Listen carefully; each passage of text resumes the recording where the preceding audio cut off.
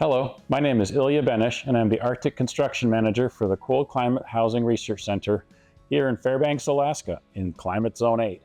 And today's video is a last-minute opportunity for us to look at a house under construction. And the topic of the video today is 2x6 walls. And the 2x6 wall system is still by far the most common wall system in Alaska, but the general consensus for us in cold climates nowadays, it's just doesn't meet current energy standards. And that's reflected in our codes too, which are suggesting R values of R25 or R30 for our wall systems. And so in this home, we're going to take a look at how one builder has modified a 2x6 wall by turning it into a double wall system and taking that R value to 30 and beyond. So when our 2x6 wall evolved into a double wall here, some very interesting things happened. Looking at this from the side, the outside is your standard 2x6 wall framing, 24 inches on center, insulated with R21 fiberglass batts.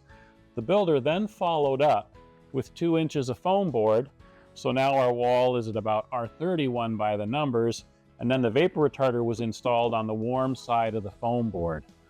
This was followed by a 2x4 wall, and the nice thing about the 2x4 wall is that instead of furring installed on the flat, you've got room for a lot more insulation. And because the vapor retarder is on the warm side of the foam board, you can safely install up to R15 into this 2x4 bay and stay out of the dew point, not have to worry about condensation right here on the plastic sheeting.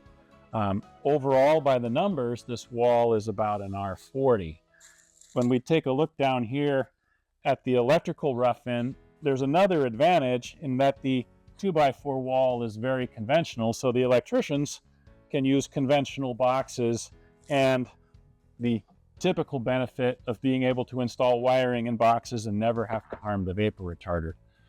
Overall, I like this wall system as one that I think very elegantly gets to R40.